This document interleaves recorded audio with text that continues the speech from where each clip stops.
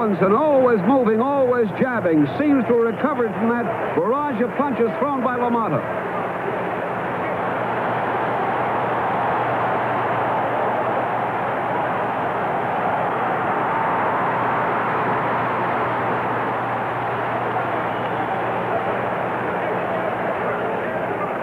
Round 12 was very close. Here in the 13th round, a flurry of rights and lefts stagger LaMotta, and he holds on. This has been one of the greatest middleweight title fights in recent memory.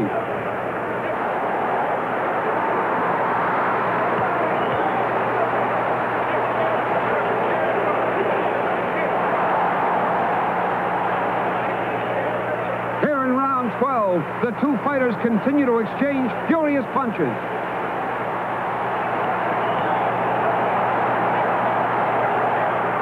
It's Robinson coming on. Two left hooks crash off Basilio's jaw and force him backward for the first time in the fight. The champion scores again with ponderous rights and lefts that send Basilio careening across the ring. Basilio taking everything Robinson can throw and coming back for more. Challenger Sandy Sadler.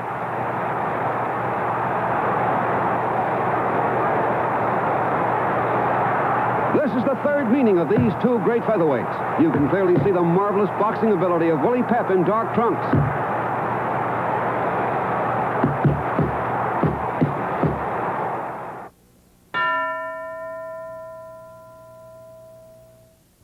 Well, I want to start off by welcoming the great champ, Boom Boom Mancini, an actor, to here to Billy V's Collector's Corner, Ray. Thank you very much. Thank you. Ray, let's start off. Where did your boxing career all begin for you? Well, I was born and raised Youngstown, Ohio, and a story that's been told once too many times, but I wanted to fight, you know, because my father was a fighter in the 30s and 40s, was the #1 contender in the world, 1940-41, and because of a certain event, namely World War II, he was the United title shot, which he was supposed to fight in February of 42, but got drafted in January. And consequently, I always heard about how my father should have been, would have been, and could have been world champion. So when I got, since I was a baby, I always said, I want to be a fighter and be a world champion for my father. So I was one of the few people who's been fortunate to live out their dream. Did you have any idols growing up?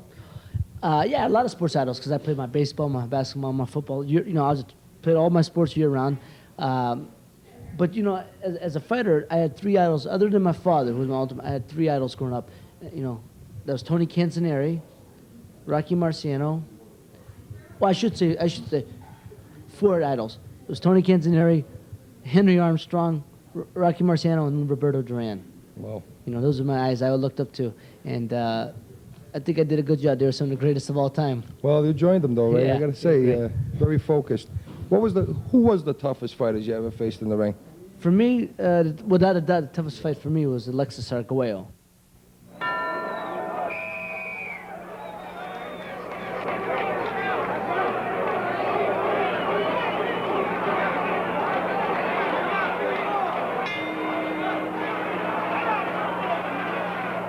Round number 14, Ray Mancini fairly leapt off his stool, perhaps trying to show the calm champion that he is feeling better, stronger, more alert. We'll find out. This is round 14. 3 consecutive big rounds for Arguello, including the big right hand at the end of round 12. What a beautiful fight Mancini has put up thus far. You have to give him credit for that. No question about that. He's given everything as everybody expected he would, but he is still in some trouble here in round 14. Gilly, you got to believe that if the big one punch comes, it's more likely to come from the champion than from Mancini. So it's truly uphill now for Mancini. Well, Tim, we had mentioned that earlier. You could be out pointing a guy like Arguello, and once you go punch to punch with him, all of a sudden he hits you with that big one and turns everything around. And that's just what happened in the fight. Ray is still bouncing on his legs, Tim, but as you said, he has no snap in his punches anymore. Does look a little more alert, a little more bright-eyed this round than he did in round 13. Tim, he is some kid. He took 2 more good punches from the champion. John? What a guy. He just threw a good combination and backed the champion up temporarily. You know, Sean, he may not walk out of the ring with the championship of the world, but he's sure champion as far as I'm concerned. Absolutely. He's won my heart in this fight. Well, I think at age 20, everybody expected win or lose or draw that he'd be back for 20 or more on the lightweight rank. It was physically, mentally, and emotionally the most demanding fight for me. And when I lost a shot, I was so heartbroken because I never thought I'd get another shot. I didn't know. At that time, my father, during that time, you only got one shot, and he lost his chance. He never got a chance to ever get it again, and I never thought I would get another chance. But I was fortunate. I was very fortunate, and I made the best of it the second time around. I got to ask you an inside view, Ray, if you can take me. What went through Ray Boom Boom Mancini's mind the night before our fight? Did you sleep? Were you up? Well, no, I was dependency. It's funny because after I won the title, I was more relaxed and able to sleep better before a fight than I was before I won the title because you just want to get there. Once you're there, not that you get complacent, but you're more relaxed now. Okay, now they have to come to me. But of course I'm nervous. I'm on edge. You got your stomach's got the butterflies. Your stomach's got that constant rumbling going on inside. But that's good because it keeps you focused, keeps you on edge. You want us to keep that edge. So it was good for me but I was very confident and determined, and I trained well. I was recognized as one of the hardest working champions, and I felt I was because I had to be. My style, I'm going to come in, and I got to be on top of these guys and wear them down. And so I was confident in my conditioning and my ability. But of course, you got the only time I ever doubted myself, or I had any insecurities in myself, were the fights I lost. That was against Aguayo, and when I lost my title against Bramble. And that's it. You got to have complete strength of body, mind, and soul. You talk about the inner strength, and I want to talk about this because very few people know of this, but maybe some do. The night you fought Dooku Kim, what was going through your mind at that time? Well, you have to understand. When that fight, people the writers talking about they never heard of this guy, and everyone thought it would be an easy fight for me, and I knew of the guy, because of course you keep in touch with the fighters, you know who the fighters are, who are coming after you, and I knew I was in for a rough night, and I expected to be an all-out war, and I didn't know personally beforehand. We met briefly at the press conference beforehand, and but all I know, the thing that the day of the fight. It was at Caesar's Palace, and I was in one dressing room, and he was on the other side. And all I heard was this guy banging the walls. I heard the walls were shaking, because, they're little flimsy walls, but the walls were shaking, screaming and stuff. And then that's how I'm getting ready for the fight. I knew I had my hands, I knew I was in for life and death fight. And unfortunately, it was fortunately, it was a great fight. It was a great fight. But there's tremendous. But nothing great about it. There's nothing good about it because of the outcome. And unfortunately, that's what people remembered. But they don't know what a great fighter what a great fight he fought. What a great fight I tell you, God rest his soul. But if he went on and fought some more, he would have beaten most of them guys out there because he had too much courage for them. He'd have wore most of them guys down. He would have, a lot of them guys that were there, the pretenders, he would have taken them out. So I felt very fortunate to win the fight, but unfortunately, the events that happened. I knew that affected you quite a bit. Yeah, it took the heart out of me. It took the heart out of me because you go in when I started fighting, my fightings were for the righteous reasons. I wanted to win the world title. You go into it, you know about these things that could happen, but you don't ever dwell on them. And boxing, to me, the purity of it, when this happened, the purity of it was gone. The things that you don't think about and dwell on were reality. And it took the heart out of me after that. I mean, I still fought with the same intensity I felt, but there was always a piece of me that was, the heart that wasn't in it no more because how could it be? How could it be? Ray, let's take a lighter side here. How do you view the sport of boxing today compared to yesteryear? Well, boxing will always thrive. There's always going to be terrific fighters. I think there's a lot of talent out there, but I think the boxing in the early 80s, I'll be the first man. I come at a very good time. Very fortunate. There was a lot of TV dates. Boxing was news, so to speak, to the American public on mainstream TV, and I come at a very good time. So, you see one fight that could be seen by 60 million people worldwide. You get a couple fights. It was amazing to me when I went to Europe, how many people knew me, from all over Europe and stuff, and even in Asia because of the power of TV. You never know to recognize the power of TV. So I think there was more personalities. I'm not saying better fights, just saying more personalities, more people that I wanted to watch. And I think the fans wanted to watch. Now I think it's all contrived. You know, the guy wants to get his face, it becomes a contrived personality. He does some stupid thing, wears some goofy outfit into the ring. Or there's nothing natural about it. I think, you know, I think the fighters now, they don't fight as often because there's not enough TV dates. Yeah. So everyone's waiting for the big payday. I think a fighter's supposed to stay active, especially a champion. You want to be you want to learn your craft. You want to be sharpen it. I think I'm glad I came in one time I did. I think it's a little rougher now, but now they're more likely to take a guy that has ordinary talent or a guy who has limited talent and try to make him create a personality or a star out of him. But they create the marketing plan Right, first, and then they get the fighter. Exactly. What's the most memorable night in your career? Oh, that night I won the world title. That was my ultimate dream, ultimate goal. I mean, the day I won that'll be the greatest day of my life. In round one, the champion in red trunks scored repeatedly to the body and won the round. Here in round two, Chacon in blue is looking to counterpunch against the ever-pressing Mancini. Both men throwing bombs on the inside. This is what Bobby Chacon loves, to stand toe-to-toe and trade leather. But not even Bobby Chacon could be considered a punching favorite over Boom Boom Mancini, lightweight champion of the world. Mancini's not letting up for an instant. Chacon, trying to score, gets hit with a thunderous left hook.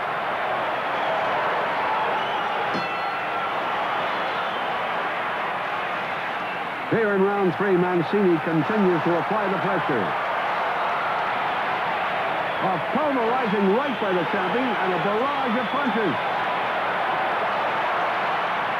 Mancini all over Bobby Chacon here in round three. The referee is watching the action closely. He may stop it if Chacon cannot come back. A crunching left hook staggers Chacon. Mancini throwing bombs.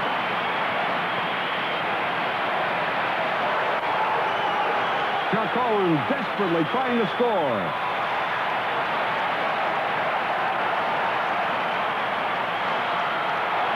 Both men throwing caution to the wind. Referee Richard Steele almost stops it.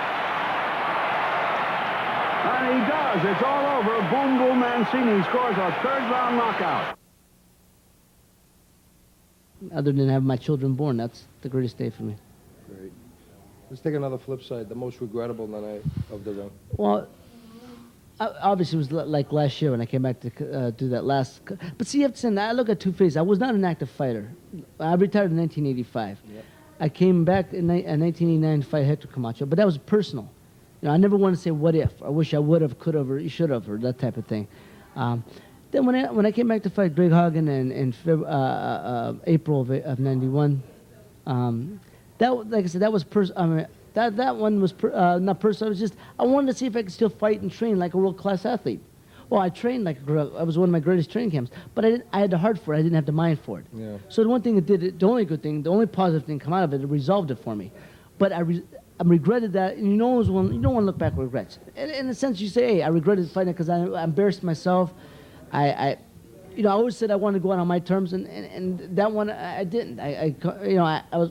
Basically, that was it for me. You know, I just showed that I didn't have it anymore, and I regretted taking that chance. But again, you don't regret. Can't have regrets. I'm glad I resolved it for myself. So, but if you want, I guess it was the most regrettable fight I ever had. Sure.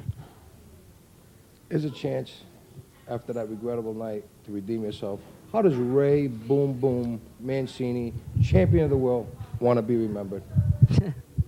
That's arguable. Well.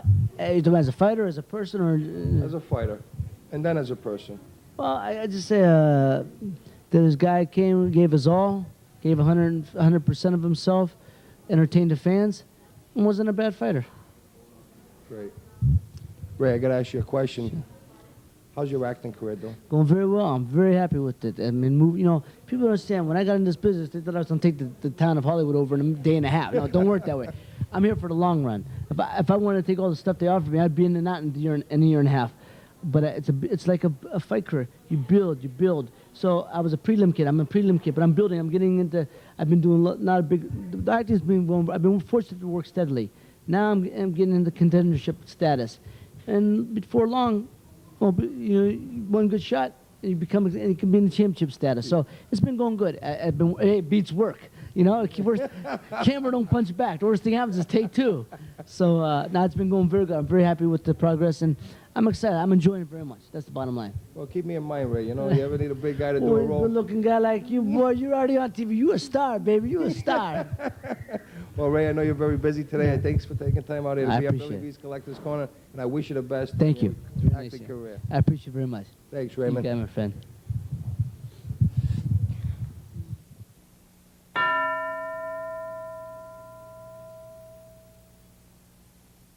Well, one of the all-time greats here, as far as known as the Will-o'-the-Wisp, Willie Pep. Willie, I want to start by welcoming you here to Billy V's Collector's Corner. Billy, it's nice to be here. What can I tell you? Hey, where did it all begin? That's what you can tell me, Will. Well, it began in 1922 when I was born. 1922. 1922, I'm 71. God bless you. Pretty old guy. But where did you find boxing at that time? Well, I was a street kid. You know, I started boxing on the streets, went to the gym, and I liked what I was doing. All of a sudden, I became a fighter. How about that story about when you went to fight your dad, you needed money? Well, you know, things were pretty rough. My father was working with the WPA, and so one day I boxed, and they gave me I think I got about $8 or $10. So I brought it home. The old man said, "Where'd you get this $10?" I said, "Pa, I boxed." So he gave me a couple of bucks, and he said, "Willie, see if you can fight twice a week from now on," which was a lot of money at that time, $10. Yeah, That's funny. That's how it began. Did you have any idols growing up, Willie? Anybody you looked up to in the ring? Well, you know, when I was fighting, the champs were Lou Ambers, Tony Canzoneri. So naturally, they were lightweights. And I picked them as idols, you know, as I wanted to be like them. Sure. And that's where it started. Sure. Who was, when we talk about, you know, some of those fighters, who was the toughest fighter you ever faced, Willie? Billy, that's a hard thing. I boxed a lot of tough guys. I think my ex-wife was the toughest guy I ever fought. She never got hit a punch and got all the money. So that's a pretty good, that's a pretty good fighter. No, the toughest guy I ever fought. Of course, when you fight for a championship of the world, that's always a tough fight. I fought the hardest puncher that ever was in the featherweight division, Chalky Wright. And to fight 15 rounds with this guy and not get hit on a chin, you had to be pretty quick. So I ran like hell for 15 rounds. Yeah, that was 1942 when you Right, that's why I won the title, right. What did you feel at that time? What was the Well, feeling? you know, like? I was 20 years old, and I won a championship of the world. You know, it was a big, big thing for me to win a title at 20 years old. I didn't know how great it was, but I was champ, and I tried to be like a champ. I wanted to spend all my money, and that's what happened. I got to pick your brain a little bit. What goes through your mind the night before a fight, laying in bed, or do you sleep? Sleep. I'm walking around the bed all night long. No, I'm a little restless. I guess all the fighters are alike. They can't wait to get it over with. And once you get in the ring and the bell rings, you know you're there for a purpose, and you do what you got to do. Take me back to January 8th, 1947. A lot of people don't even recognize you were in a plane crash, and at the same time, you're known originally as the comeback kid. Well, it started 1947. I cracked up in Middleville, New Jersey. Now, look how lucky I was, Billy.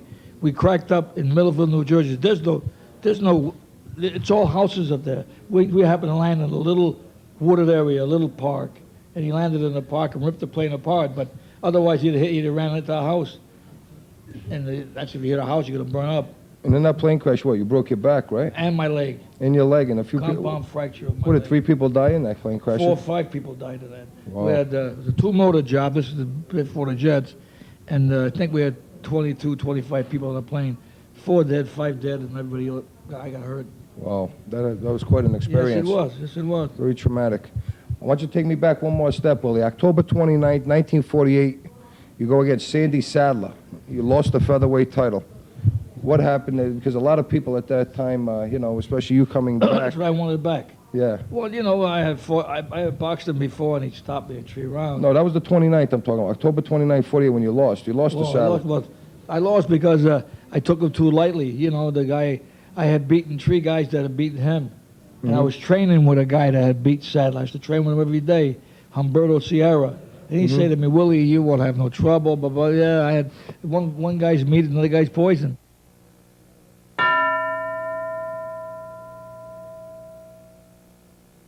Featherweight champions Willie Pep and the superb challenger Sandy Sadler.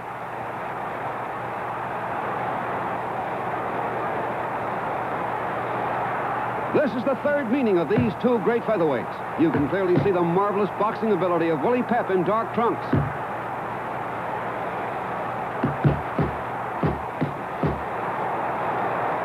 Sadler had knocked out Pep in their first fight to become featherweight champ for the first time. Then Pep reversed that win a year later. Here in their third fight, we see two masters of the ring, each with plenty of respect for the other, each looking for one punch that will end it.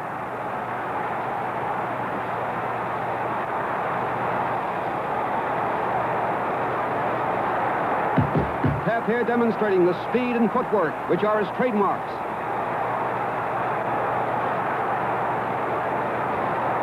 Here in round 5, Pep scores with a hard right and then digs two punches to the body that makes Sadler give ground.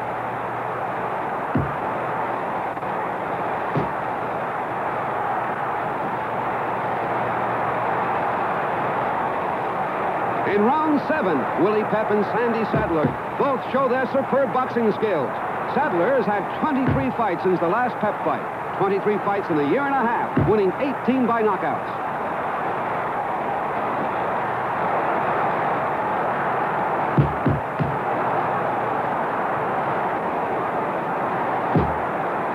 Sadler, always aggressive, pursues the champion relentlessly.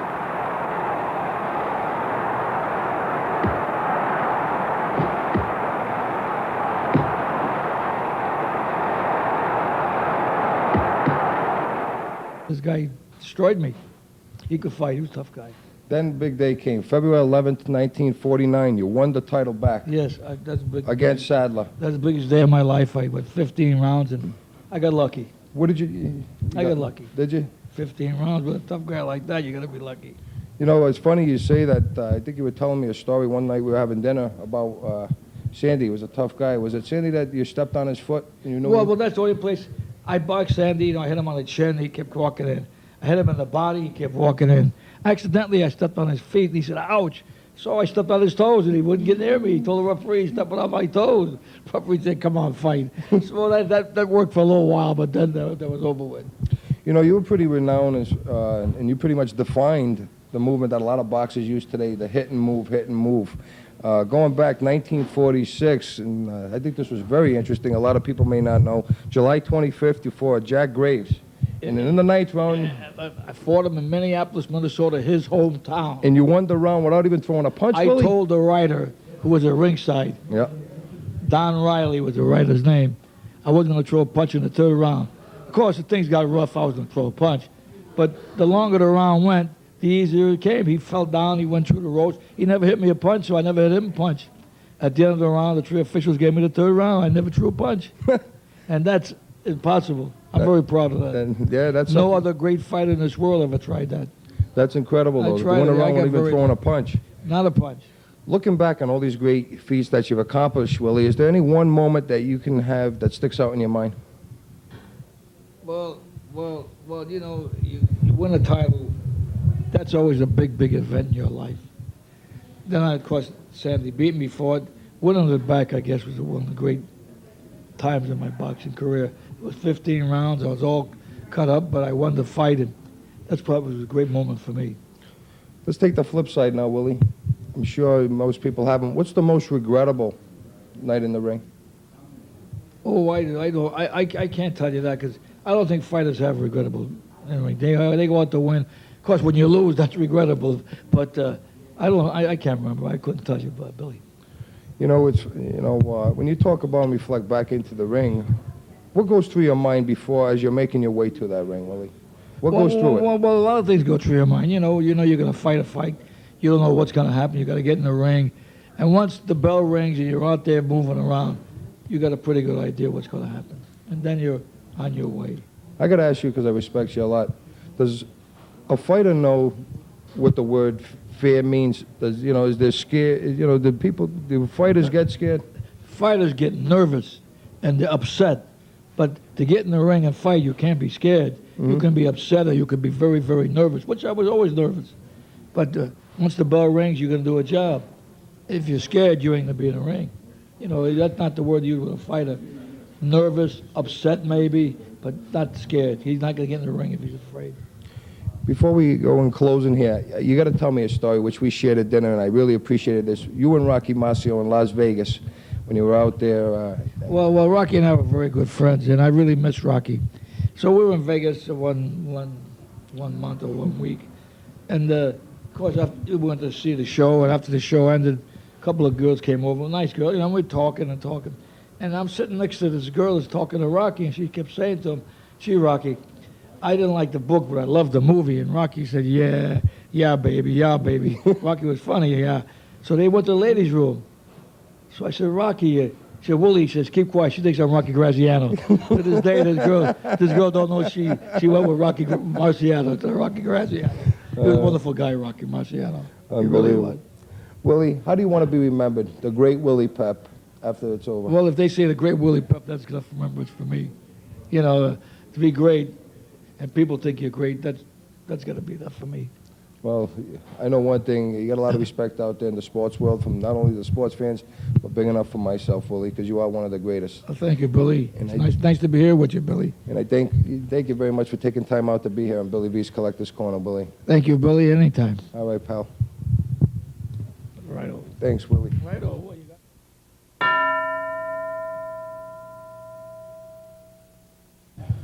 Well, we're here today as far as with one of the greats in boxing, Mr. Carmen Basilio. Carmen, I want to take a moment and welcome you here to Billy V's Collector's Corner. Thank you. My pleasure to be here. Carmen, where did your career in boxing begin? Down in Canastota, New York, on the onion farm. Actually, it started in school. We had a high school boxing team, and even before that, before I was old enough or big enough to box on the high school boxing team, this history teacher used to take all us little kids and match us up according to size, and we would box exhibitions before the high school team competed against other high schools. And that was the beginning of it. And then you went on to be discovered from that point. I guess you liked it after going in there. I loved it. I guess I thought more about boxing than I did about anything else in school because I'd be daydreaming all day long and never hear a word the teachers were saying. Well, you know, it must have got scary at school time when the bell went off. You must have started beating up your peers. No, I'm only kidding. it never got that way. Did you have an idol growing up, Carmen? Pardon me? Did you have an idol growing up, somebody that you looked up to? Jimmy Braddock was my idol. Jimmy Braddock had, it was a long story. I was at the age where I was just starting to, read the sports pages and follow boxing every night when I got home to get the newspapers. The first thing I did was went to the boxing results to see who fought the night before. And Jimmy Braddock, it was during Depression days, had retired from boxing and he was working for the WPA. Now, I don't know if you've heard that expression. Yes, I have. It was a government project, work project, where they got $12 a week so they could survive on that. And he came out of the WPA, made a comeback in boxing, and won the heavyweight championship of the world. And Jimmy was my idol. So you adopted him from there on. And Right. who was the toughest fighter you ever faced, Carmen, in the ring? Well, everybody's tougher in a different way. One guy's a good puncher. One guy is very durable. One guy is very quick and running and a hard guy to hit. I like to break it up. Ray Robinson probably was the hardest puncher. He was the tallest and most leverage of all the guys I fought. Tony DeMarco was a very good puncher, one of the hardest punchers. Gene Fulmer was probably the hardest guy to fight. He was strong, unorthodox, did everything wrong, but it was right because you followed your timing up. And without your timing, you're out of business. Of course. So there's a couple that I named that on any given night could have been the toughest. But take me back for a minute, if you can, Carmen. June 10th, 1955, when you won the world welterweight title against Tony DeMarco in a 12-round knockout. What was going through your mind then during that fight? Well, nothing.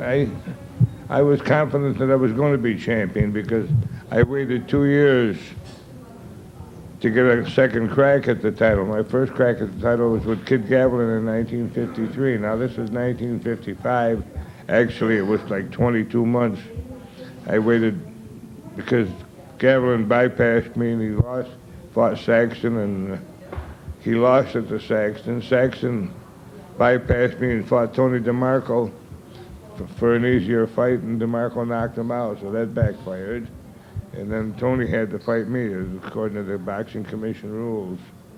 He had to fight me, so that's the way it happened. That must have been a very exciting night for you. All your dreams coming true at that point there. There's nothing more exciting than winning a world championship, especially if, in my particular case, it was my boyhood dream to be a world champion.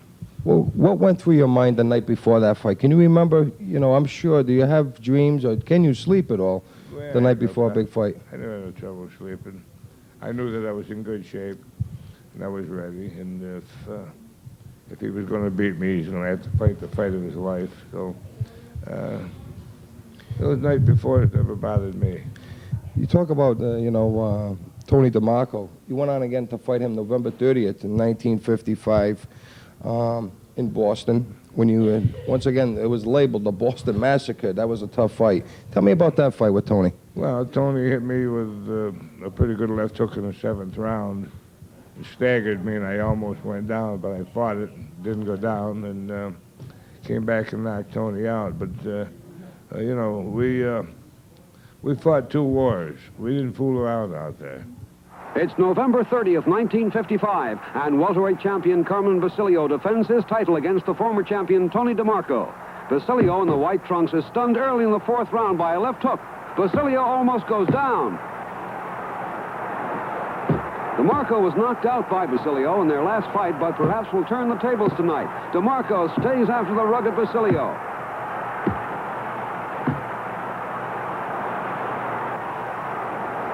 Round 8 is full of the same sustained action. First Basilio lands and then DeMarco. This is a real exciting fight. Not too much of a chance of a decision in this contest.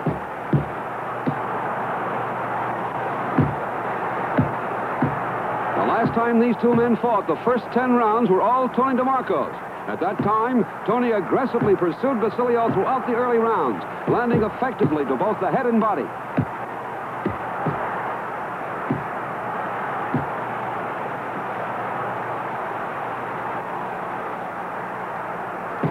Here in round 12, we have 2 courageous fighters still going at it. The champion Basilio has weathered the storm and is forcing the action. DeMarco appears to be very tired. Basilio, always in good shape, rakes DeMarco from all angles.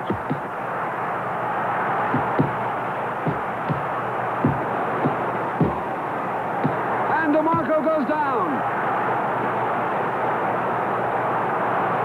As he demonstrated in their last fight, Tony is not an easy man to keep down. DeMarco, clearly in trouble, gets up and Basilio bombs away. The pace in this fight has been terrific. The referee wisely attempts to stop the contest, but Basilio beats him to it. DeMarco goes down and out.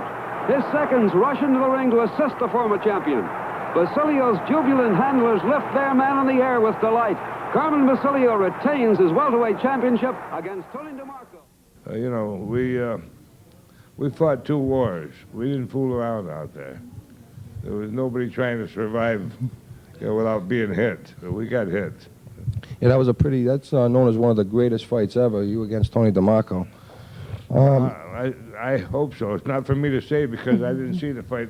I saw the movies. I'm never impressed with movies in my fights.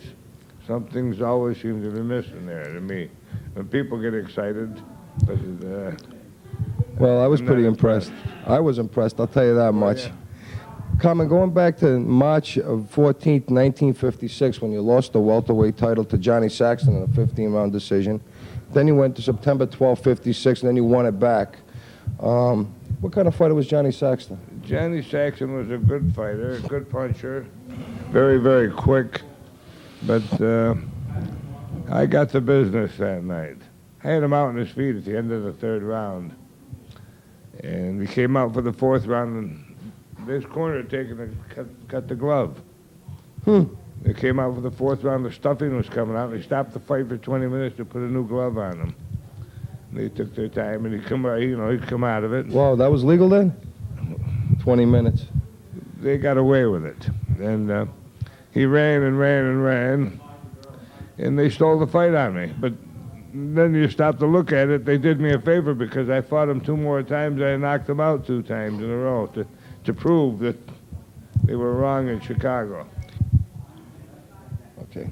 Going back, let's talk about how do you view the sport of boxing today compared to when you used to fight, Carmen? Well, today's fighters don't have the experience that we had. You know, I was even last night with Boom Boom Mancini. They were naming off a number of fights. He had 27, 28, 30 fights. You know, and he was lightweight champion of the world. In my days, and even I didn't have that. I had 55 fights before I got my first world championship fight. And the fighters them days had much more experience. They were better fighters because of the experience. And I think today's fighters, if they were around fighting guys like not only me, but Jake LaMotta and Willie Pep and all the other great champions, they just wouldn't have the experience to stand up. Of course, we are seeing competitive matches on TV because they're fighting another fellow with the same amount of experience. But if they were in there with guys like I just mentioned, they'd have a lot of trouble. You know, you talk about years ago compared to today. How about the money situation? What do you guys get paid back then for purses compared to the millions of dollars that are floating around today? Well, hey, I fought one night for $90, 10-round fight. $90. 10-round main event, $90. Things are different then, and we're very fortunate that the kids fighting today are very fortunate today that there's money around that they can at least go home and pay some bills with. Was it the money or was it for the love of the sport that you fought, Carmen? Originally, it was the love of the sport. I lived and died boxing from when I was a little boy. Money had nothing to do with it, and just to be a world champion. And hey, I fought for nothing, many fights before I got to the top where I started earning money on television and so on. It took a while. I had plenty of tough days. I worked in a factory and trained at night. Oh my God, 2 and 1.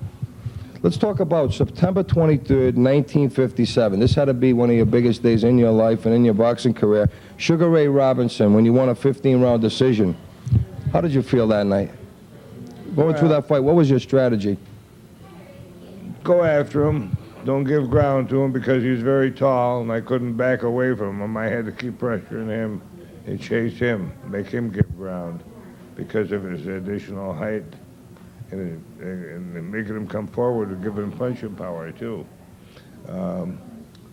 But the big thing about that night was my boyhood dream came true. Sugar Ray Robinson in white and Carmen Basilio in black have been slugging it out for 10 brutal rounds. Here in round 11, the battle continues. Dynamite punching by Robinson. Basilio covers up. Unbelievably, Basilio comes back with a torrent of punches that force the champion back against the ropes. It's all Basilio here in round 11. Champion Robinson getting hit with punches from all angles. Welterweight champion Basilio wants that middleweight crown right here and now.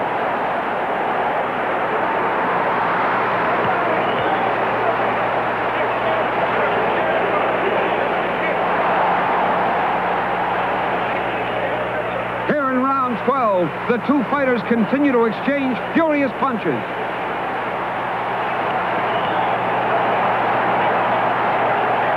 Now it's Robinson coming on. Two left hooks crash off Basilio's jaw and force him backward for the first time in the fight. The champion scores again with ponderous rights and lefts that send Basilio careening across the ring. Basilio taking everything Robinson can throw and coming back for more.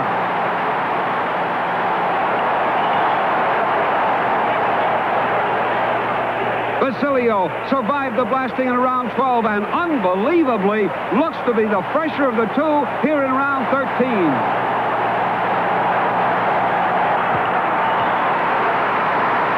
Deadly punching by Basilio forces the champion to back off.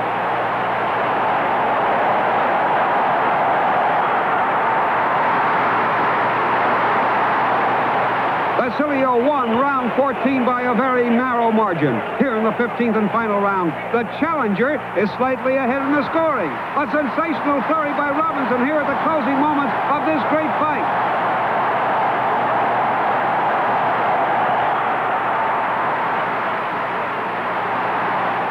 Basilio scores on the inside and hurts Robinson. Ray holds on.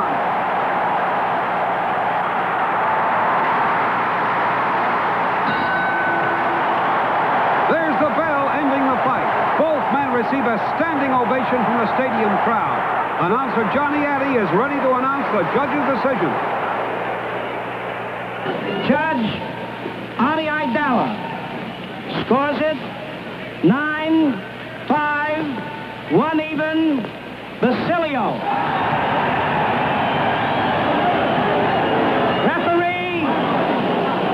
Referee Al Burrow scores it 9-6, Robinson.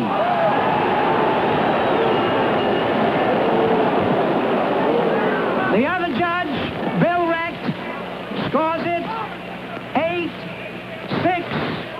1 even, the winner and new middleweight champion of the world, Carmen Basilio.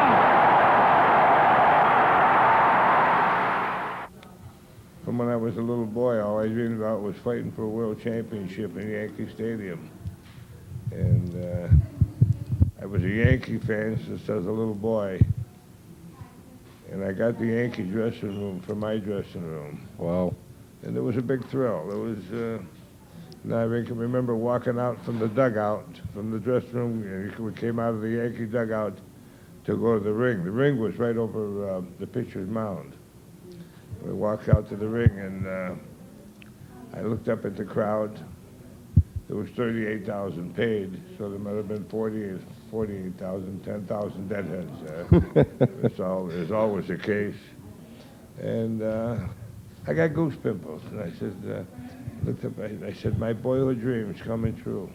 And it was a great thrill, just coming out of that dugout like that. I could only imagine. You give me goosebumps just thinking about it, especially they're all there watching you as well, Carmen. So Yeah. You stepped up that night. You went up from a welterweight to a middleweight champion. Right.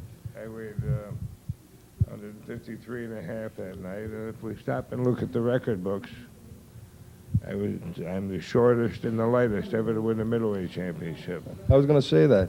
A lot of people don't know that. That was all that leverage that you had as far as being that short. You came from all the way from your hip. I had to stay in close with him. What did it feel like, especially you won the middleweight championship of the world, the biggest night of your life, and then you had to relinquish the welterweight crown because the boxing commission in New York State wouldn't allow you to have 2 titles at once. Did that bother you? Yes and no. In a way it did, in a way it didn't. Today you can hold 5 titles. You know, things are different today too. The rules are different. No, because I was having trouble making 147 pounds, and the last time I made it, it was in Cleveland, Ohio, against Johnny Saxton, and I told my managers, I'll never go through this torture again, getting down to 147, because, you know, in the Cleveland fight, 3 days before the fight, I weighed 152 pounds. I had to take off 5 pounds in 3 days, you know, and the working part isn't bad. That's normal training, but it's the dehydrating yourself, going without liquids for 3 days. All I had was a cup of tea with my breakfast and a cup of tea with my dinner for 3 days in a row. And let me tell you, you know, you can be hungry and drink liquids, and you can be all right. But there's nothing worse than being thirsty. Yeah. I'll tell you, Well, you knew somebody was 3 days paying. of torture. And I was in a hotel, excuse me, in Cleveland, and you know, the guy upstairs taking a shower, the guy next door is flushing the toilet, and everything you're thinking of is water. And that's really a mental torture too. So I said I'd never do it again. Well, that had to be something, especially put your body through that, and I guess you must have really had to love what you were doing in order to do that. Yeah. What was the most regrettable night in the ring to you? I don't think I ever had any regrettable nights. Of course, losing is regrettable, but yeah, that goes with life, winning and losing. I got to ask you a very renowned statement here, and I can answer it, but I want you to answer it. How does Carmen Basilio want to be remembered? He's a good person. That's all. How about in the ring? Is there any statement that you one person want to make? Well, they know that they remember me as an aggressive crowd pleaser. So that's the way I want to be remembered. Well, Carmen, I know you're very busy. At the same time, I have to tell you, from my heart, not only my heart, but all the sports fans, you're a living legend. At the same time, you gave us a lot of great memories, and your legacy will live forever. Well, I don't know about that, but it's nice to hear. It's not for me to say. Well, you live in mine, that's for sure. Thank you. Thanks a lot for taking the time to be here on Billy V's Collector's Corner. Thank you, Carmen. You bet.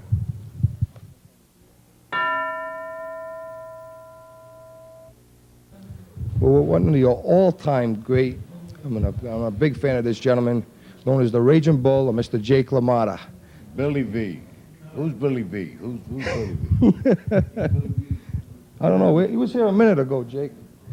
I tell you, I want to welcome you here to Billy V's Collector's Corner, Jake. Yeah. You know, you're a busy man. How often you have this thing? This here, we're on 7 days a week. 7 days a week? Yes. All right. You'll be there. You don't get any days off? Never, No, all right. unfortunately. Jake, tell me about where your boxing career began. Get a hold of it just a little closer. There you go. I started I came from the Lower East Side of New York City. And my boyhood chum was Rocky Graziano. And when we were kids, we were very sophisticated thieves. We would only steal things that began with an A, like a bike, a car, fur coat. That's how we both ended up in a reform school together. That's true. We did end up in the same reform school. We also invented rock and roll. First we hit you with a rock, and then we roll you. And that's part of our routine. I do stand-up comedy. I can tell you're pretty humorous. When I did it in the movie, De Niro did it me doing stand-up comedy very bad. And it was true. When I first started, over 35 years ago, I was doing stand-up comedy, and it was very bad. So I said to De Niro, why do you have to do it so bad? People think that I'm doing stand-up comedy, and I'm doing it this way. He says, no, he says, you gotta be correct, gotta do the right thing. So a lot of people that saw the movie, they think I still do stand-up comedy, and I do it bad. But after 35 years, I improved a little bit. Yeah, you got good at it now, Jake. Jake, who was the toughest fighter you ever faced in the ring? My wives. I had a tough time with my wives. I was married 6 times. You too. Willie Pep was married 6. Between Willie Pep and I, we have 12 wives. You must have had a jeweler nearby for all the diamond rings you bought. It must have been a good friend. Tough fights. I fought a lot of tough guys. Is there one guy that sticks out in your mind? Not really, because most of the guys I fought were big guys. You know, I fought a lot of light heavyweight contenders, and but the big guys were easy for me. Little guys gave me trouble. Let's talk about the money back then. What kind of money were you fighting for, Jake? Well, let me explain. Let me say it this way. I had over 100 fights, and I made less than $1 million in 15 years of fighting. Wow.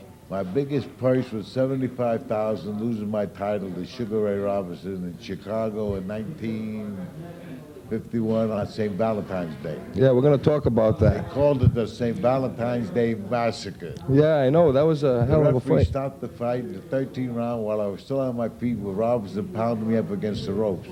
If the referee held up another 30 seconds, Robinson would have collapsed from hitting me. Jake, what went through your mind the night before a fight? You know, you're laying there. Did you lay down? Could you sleep? You know. Well, most of the times it was all right. I slept. I rested pretty good. But couple of times when there was something, when I had problems making weight or something, then it was restless. But it wasn't that bad. It was all right. How do you view the sport of boxing today compared to when you used to fight, Jake? How? Yeah. Well, it was a lot tougher in my day. Today they're pretty careful. They try to be pretty careful. They stop a fight way before they should, and things like that. Now, if I was fighting today, I would have to change my style, because I used to fight like I made believe I was hurt, and then the guy would open up, and then I would come right back at him. But if I did that today, they'd stop the fight. They think I'm hurt. I said I would have to change my style. Unreal. Jake, all the great times that you had in the ring, is there any one that you can consider the most memorable? Well, I had 3 great moments in boxing. 3 great. One was when I won the middleweight title from Marcel Cerdan, the greatest European fighter that ever came out of Europe.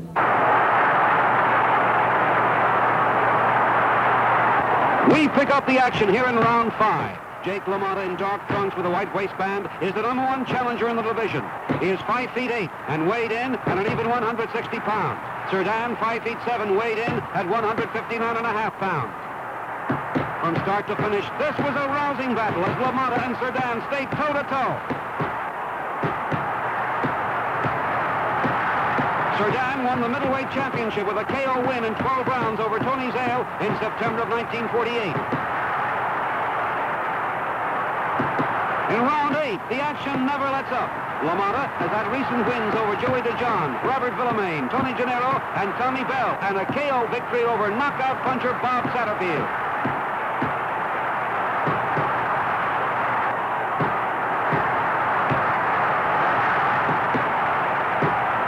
Cerdan was a courageous boxer. In this fight, a fall in the first round injured Cerdan's left shoulder. You will notice he can't use the arm at all. Cerdan throwing only 1 punch, the right. LaMotta knows it, and although he respects Cerdan, he wants that title. In round 9, LaMotta, always a great puncher, stays close, trying to minimize Cerdan's right. LaMotta in dark trunks with the white waistband sends his victory, but the gallant Frenchman won't give up, trying to get 1 punch home that will end it all. But LaMotta, who can give it as well as take it, steps up the pace. Cerdan still unable to use that left hand, still using 1 arm, his right. The end comes dramatically in the 10th round when Cerdan cannot answer the bell. His left arm, injured in a fall in the first round, proves Cerdan's undoing, and Jake LaMotta is the new middleweight champion. When I was defending my title against another Frenchman by the name of Laurent Tortuil, with 23 seconds left in the 15th round, I could not win the fight. When I knocked him down, they counted 10. There was 13 seconds left. I was very, very lucky to win that fight. That's the second one. September 13th, 1960, Detroit, Michigan. Jake LaMotta defends his middleweight championship against Laurent Tortuil. The title is on the line, but LaMotta is far behind on points going into the 15th and final round. LaMotta has won only 4 rounds up to this point in a bruising fight. LaMotta appears to be very tired, sagging against the ropes. He seems ripe for a KO. But is LaMotta playing possum? Tortuil, a good boxer-puncher, has beaten LaMotta before. Back in 1949, the Frenchman took a 10-round decision, and tonight only has to last the round, and he will be crowned the new middleweight champion.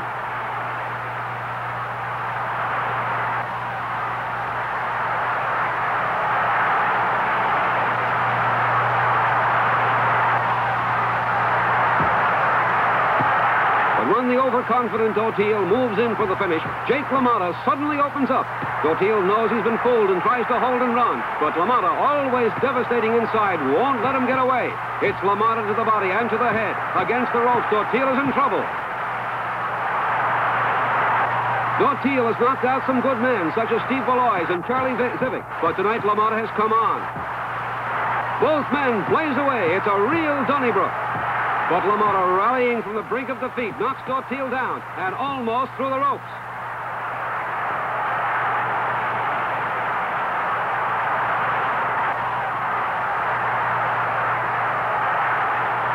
And LaMotta. LaMotta. LaMotta scores a dramatic knockout over the very capable Laurent Tortuil. It's Jake LaMotta, one of the greatest crowd pleasers of all time. Winner. And the third was when I was the first guy. I was the first guy to beat Sugar Ray Robinson. That was another thing. So I had three great things. Talk about when you beat Sugar Ray Robinson. What was going through your mind during that fight? When I beat him? Yeah, when you beat him. Oh, I really knew I was beating him. I really knew I was beating him. I fought him 6 times, and I had him down 3 different fights. He never had me down. And but he was the greatest fighter, really, pound for pound that ever lived. Great. LaMotta has Ray cornered and opens up with hammer-like blows. Punches rain from all angles as Robinson attempts to ward off the infuriated champion. Unbelievably, Robinson comes back with a combination that stops the champion in his tracks.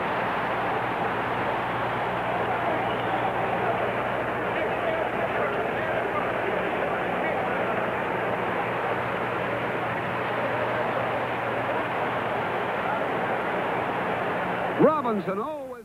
I got to ask you, Jake, how does Jake LaMotta, the Raging Bull, want to be remembered? How do I want to be remembered?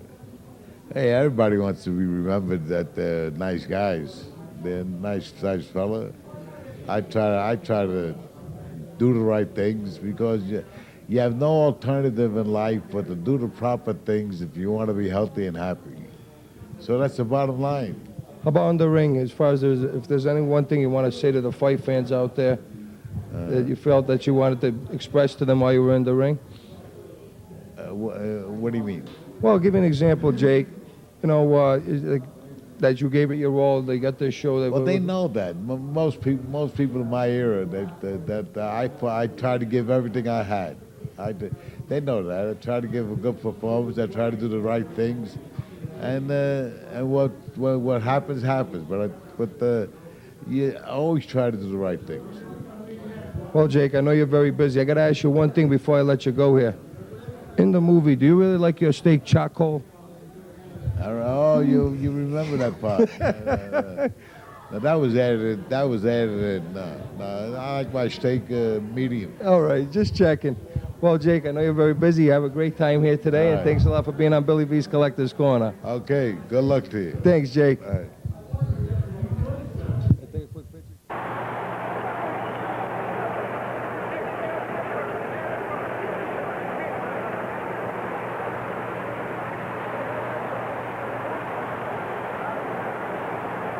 Robinson, always moving, always jabbing, seems to have recovered from that barrage of punches thrown by LaMotta.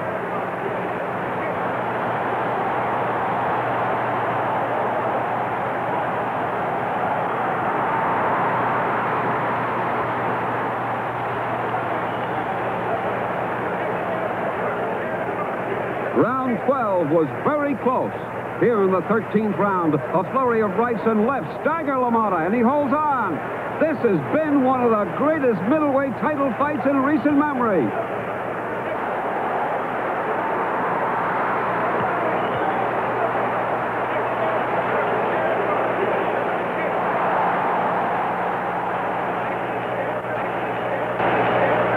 Here in round 12, the two fighters continue to exchange furious punches.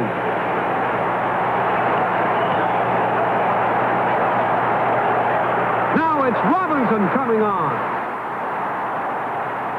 Two left hooks crash off Basilio's jaw and force him backward for the first time in the fight. The champion scores again with ponderous rights and lefts that send Basilio careening across the ring. Basilio taking everything Robinson can throw and coming back for more. Challenger Sandy Sadler.